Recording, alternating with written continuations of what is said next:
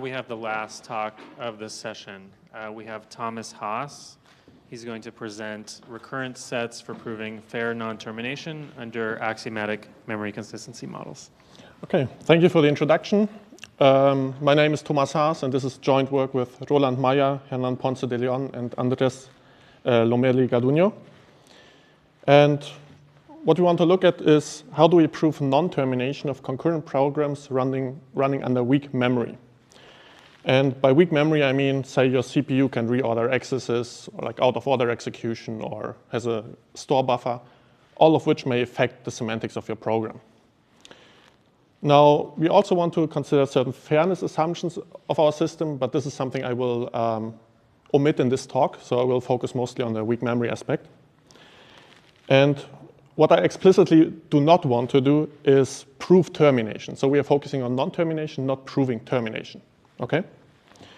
Now, with that cleared up, the question is now, what is a suitable proof object to show non-termination, to witness non-termination? And there is an answer to that, namely recurrent sets, well, at least in a sequential setting. So let's look at those. Here you see a state space, and a recurrent set is basically a subset of the state space, and it satisfies two properties. The first property is that we can reach it from the initial state. And the second property is that we can stay inside this region. Okay? And if you find such a set, then it's very easy to see that it induces a non-terminating run of your system. By property 1, we can reach the blue region. By property 2, we can forever stay inside. Now, there's actually a theorem that says your program is non-terminating if and only if such a recurrent set exists. The problem with that theorem, however, is that it works over this classical notion of state, and it doesn't support concurrency, in particular, no weak concurrency. It does not have any notion of fairness, well, because there's no concurrency to begin with. And it works over an operational semantics. And now you might be wondering, what's the issue with an operational semantics? So let me tell you. An operational semantics works over states and transitions. And it has turned out that states and transitions are not the best way to model weak memory. And as you have seen in the previous talks, people like to use this kind of graph representation instead. So what we want to do is we want to have a semantics, or we want to use axiomatic semantics over execution graphs instead, because they're very suitable to model weak memory behaviors. What do I mean by that? Well, let's look at this simple program here. You don't need to understand the details, but we have two threads that want to enter a critical section. And to do so, they first signal that they want to enter it by setting some flag to 1. The first thread sets f to 1. The second one sets g to 1. But in case both want to enter, there's a turn variable that decides who gets priority, who is allowed to enter. Now, the program itself is not so interesting, but the important part is that we can understand behaviors of this program in the form of execution graphs. On the right-hand side, you see one execution graph. And the nodes of this graph, that I call events, essentially amount to read and write operations performed in the code. And then there are edges between those that somehow, between these events, that show the interaction of these events. There's the program order, the black edges, which just amount to the syntactical order in the code, so just the order in which these write and read operations were written down in the code. The second one here is the reads from relation, the green edges that just say, where does the read operation take its value from? What store, what write did it observe? And the last one is the coherence order, which says, well, if I have multiple writes on the same location, in what order do they overwrite each other? What is the order in which they hit the main memory, so to speak? Okay, now why are these graphs so interesting? Because once you have a graph, you can just throw it into a memory consistency model or short memory model for different architectures, and these memory models will tell you if this graph describes the valid behavior of the system or not. For example, this graph does not describe a valid behavior of sequential consistency, but it could describe a valid behavior under, say, an ARM architecture. So an ARM CPU that was executing this Patterson code would be able to show this behavior. Okay. So how do we get from these states and transitions to execution graphs, and what is even the analogy of transitions on an execution graph? The idea is, well, we do it in 2 steps. The first one is we go to a different operational semantics that works over runs instead of states. What do I mean by that? You see a state. States are simple. They have transitions. And when they do a transition, they forget about where they came from. You just know about the target state. But if you simply keep track of the whole states you run through, you get a run. And runs sort of they simply capture more information, right, about the system. And it's very easy, actually, to lift state-based notions like invariance or recurrent sets up to runs. So instead of having a set of states closed under transitions, you can have a set of runs closed under extensions of runs. Okay? Now, from these runs, it's not so difficult to go even further to execution graphs, because execution graphs are essentially runs, but partially ordered.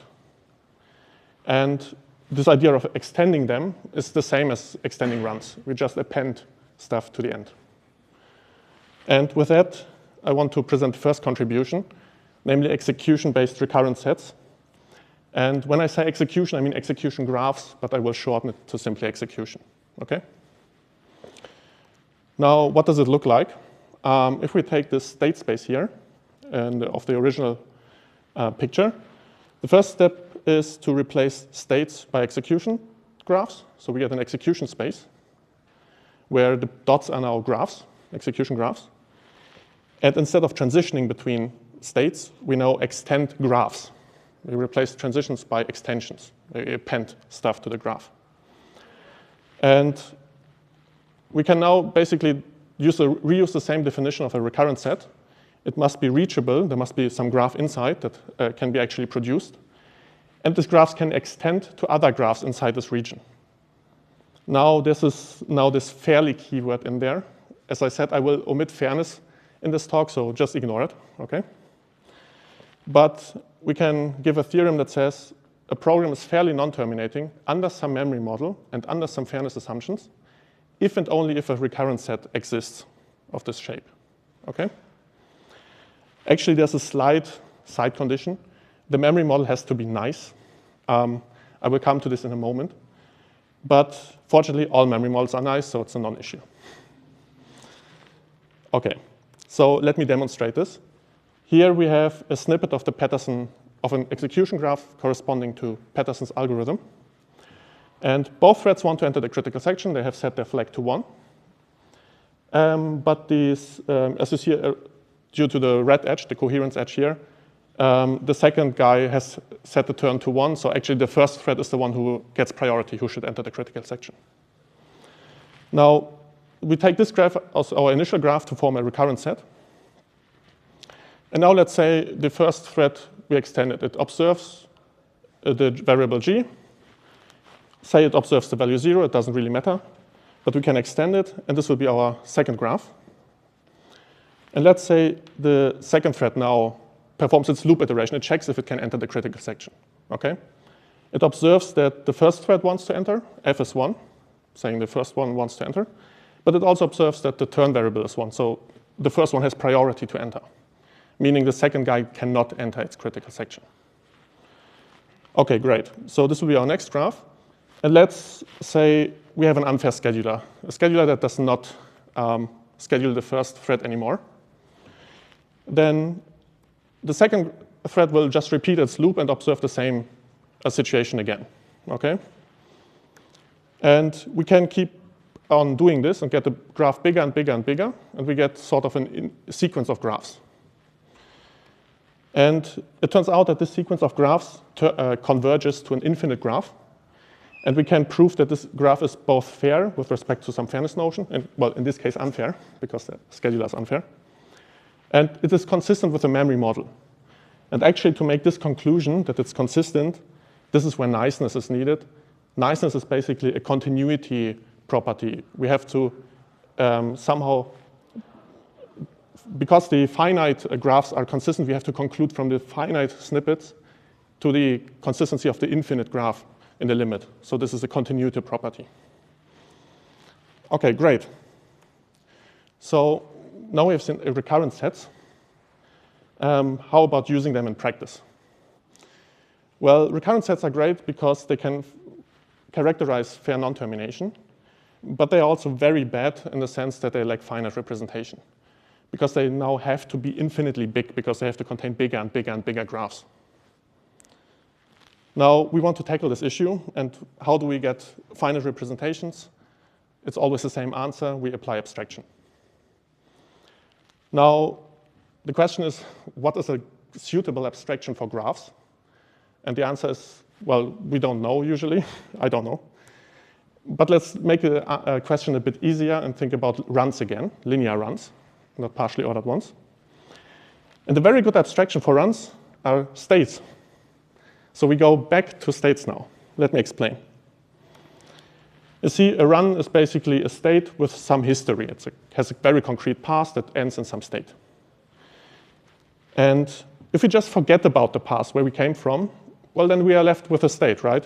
So the state that we're left with is an abstraction of all the runs that lead to the state. So basically, a state is actually an abstract past, and we can even see the state as a very concrete infix of the original run.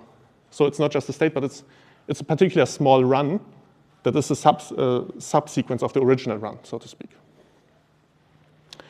Now we can also look at what are the possible futures that the run could go to or the state could lead to. And I call them past compatible futures. Now you might be wondering, what does it even mean? And are all futures compatible with the past? Yes, they are. That's the point of operational semantics. We don't care about the past at all. But keep this in mind for a moment, because we want to make these two observations here. First, a state is basically nothing but a concrete infix of a run, plus some abstract past. And this sort of run to state abstraction I've shown you actually loses no information about the future at all. It's very precise with respect to the futures of the system. It only abstracts the past. Now, the first point is great because this idea can be readily applied to executions. What do I mean by that? Just replace run infix by graph infix and you're done. Just take an infix of a graph. The second one, however, will fail on executions because executions, due to the way they capture reordering, something that happened in the past could have been reordered to the front and then still be observable in some sense. So the past is not really the past due to reordering in some sense. What actually happens is that we will lose, our abstraction will lose futures. However, this will not be a big problem because all we care about is a single future that is able to witness non-termination. Okay? So if you go back to this picture here, we basically replace the states now by graphs, but graph infixes, so think of a small graph. And we somehow abstract the past. Maybe we don't throw it away entirely, but we somehow abstract it. And what will happen is that now the futures that we are sure, so the futures before the abstraction, there was a set of possible futures. This will get now smaller in the sense that we are not sure if all the previous futures are still compatible with all the past that we've thrown away, basically, or that we got through the abstraction. But as long as the set is not an empty, this is fine for us. So let me demonstrate this. Here, again, we look at the Patterson example. And the first thing we do now is instead of extending this graph, we abstract something. We put a black box over some of the events of the past, and all we keep in mind, all that we remember is the values that the past was able to produce, or the final values in particular. We remember coherence maximal values within the past.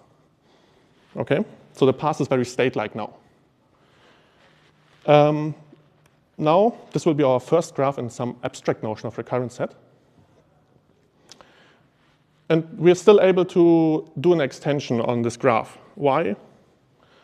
This extension we can do there is actually somehow independent of the past. Not entirely, because it observes the values of the past, but it does not really sort of the reorder with the past. So there's no reordering necessary to argue that this extension is possible. We don't care about the exact shape of the past, just what values it was producing. Okay, so in that sense, it's consistent with every possible past that we've abstracted away. Great. Now we can abstract this first iteration, you see. So two events get moved into the past.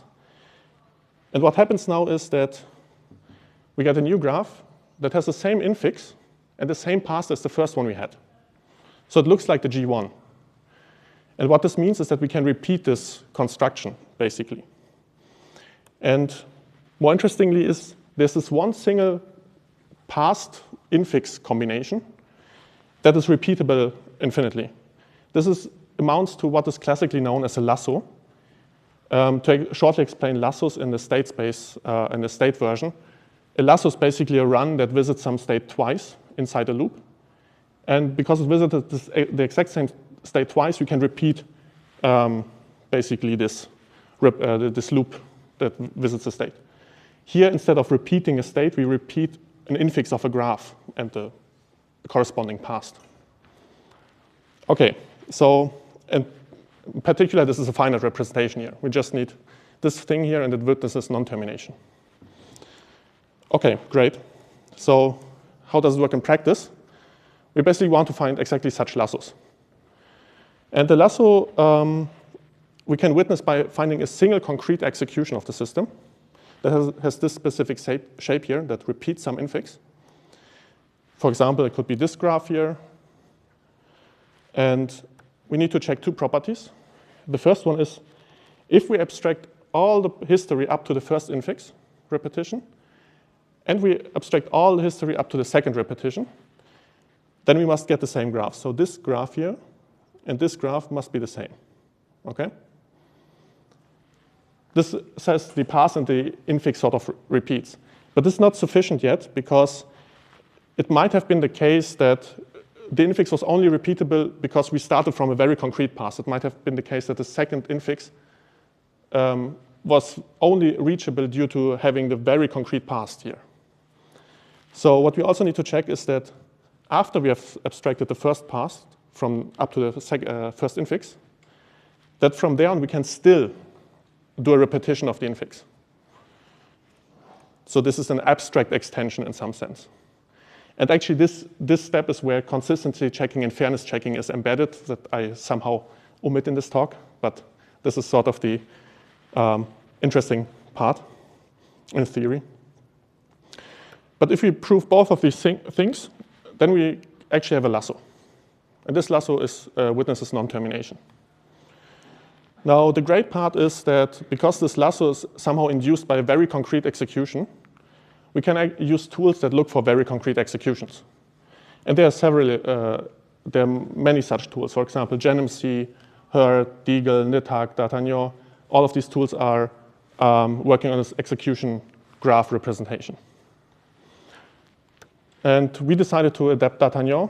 It's an SMT-based bounded model checker, which basically means that we add an encoding into D'Artagnan that, on one hand, decomposes, so it guesses a decomposition of an execution, just like at the top here. And then we encode these checks that you see there also in a formula. We put all of that in a formula, append it to whatever D'Artagnan already does, and now it finds such lassos. That's the basic idea. I won't go into the details. Okay, so we've evaluated this on some benchmarks. What we were interested in is, so our theory supports unfair schedulers. Again, I've not shown this in particular. Fair memory reasoning, weak memory reasoning, and also complex side effectful loops. And for this talk, I will just focus on two sets of benchmarks that expose some of these features. So the first one is a library of concurrent data structures and locks called libvsync. And this library is correct under weak memory. So it's both satisfies, so the locks in that library satisfy liveness and safety, so mutual exclusion. But you can relax barriers inside those implementations in such a way that some of these locks start to fail liveness, but they're still safe. So mutual exclusion is still guaranteed. What this means is that now you end up with benchmarks or with code that on one hand requires reasoning about weak memory because it's related to barriers. Under sequential consistency, everything would be fine. And secondly, a safety checker would not be able to find such problems because it's safe. It's only the termination that, the liveness that gets problematic. Now, the point here is that D'Artagnan is able to find all issues in the code. GenMC can also find many issues, but it sometimes needs manual annotation help to do so. And now you might be wondering, why do you have all this theory if there's already a tool that can do it?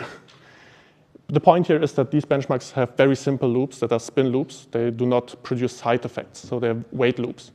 And for those wait loops, a sort of easier theory suffices to argue about non-termination. So they're somehow simple, okay?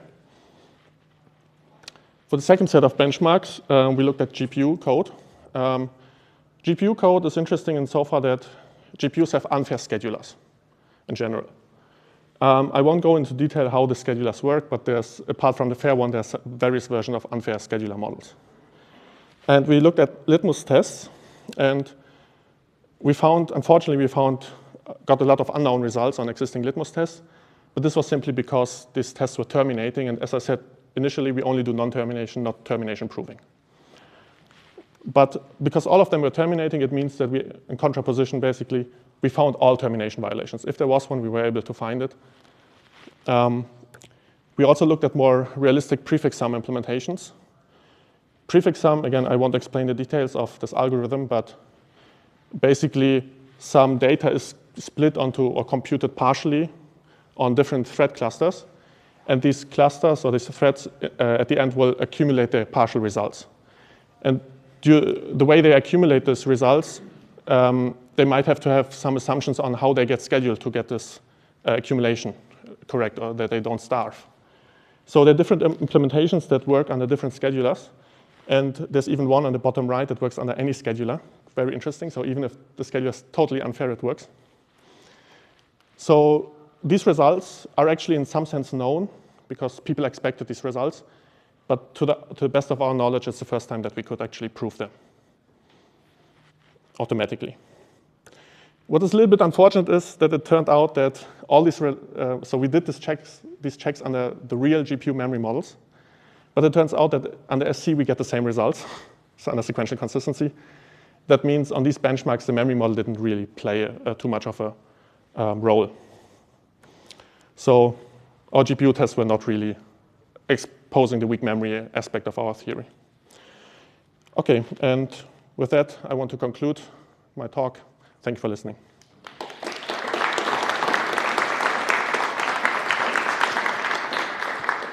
All right, we have time for a few questions. OK, so I actually have 3 questions, so I don't know how many of them I ought to ask. But, so the first question is, so if I understand well, in your introduction, you said that for some kind of, in some situation, you need to rely on some fairness assumptions of the scheduler in order to prove non-termination. Not on the scheduler, on the memory model, on the. Right. So we don't have, yeah, but these assumptions are always satisfied. Okay. Yeah. What I don't understand is, so non-termination is a safety property, right? You essentially prove that you never end up in a final state. Okay. Fairness is a liveness property. Yes. No, I shouldn't rely on a fairness property on a liveness property to prove a safety property. No, I think non-termination it requires fairness. So you are saying that you shouldn't need fairness reasoning? Well, yeah. No, this is not true because, for example, if you have, I mean, just take the example with a scheduler here. Do I find it quickly? Basically, in this example here, I extended the second thread all the time, and I said the scheduler is unfair, and the first guy never gets its turn, right? If the first guy actually ever gets its turn, he will cross through the critical section, and he will then eventually say, look, I'm done. You can enter now. And then the second guy will have to enter. So this will terminate under a fair scheduler. So you rely on unfairness. Sorry? So you rely on unfairness. Inference? Don't rely on fairness, you rely on unfairness. No, in this particular, I assumed an unfair scheduler, but you can, it's parametric. Our notion is parametric in a scheduler. So if we give a fair scheduler as our assumption, then our theory won't show non-termination here. So you give us both the notion of memory fairness and the notion of scheduler fairness. Is there cases where so, yeah, you assume fairness and you prove non-termination? Yes, but you say what kind of fairness assumption we do. So you can say don't do a fairness assumption. We say, okay, it doesn't terminate if there's no fairness. Or you can say assume fairness, does it terminate? And then we say maybe, yeah, it still doesn't terminate, or no, it terminates. So the fairness assumption is parametric. But you need some fairness assumption to understand. So the fairness implies whether termination will hold under this fairness assumption or not. Maybe we take this one off. Yeah, sure. So can you unomit some discussion of the fairness? You kept saying you're going to Unomit, okay. So like in the lasso, you maybe need to say that the lasso has Yes, everyone yes. So being live. for example, here, this extension here, the second point we have to prove here, right? What we want to ensure that, say your scheduler is fair and says everyone has to get this chance, then the extension from the first infix to the second infix has to make a move for every thread. If every thread makes a move, then this is fair. But if you have a totally unfair scheduler, then it's fine that only one thread makes a move to repeat the infix. So here you ensure that this is a scheduler fairness. Memory fairness also exists. Memory fairness says threads need to see newer and newer values in memory if they are newer values. They cannot forever read stale values from their cache, say. So that means they have to progress along the coherence order.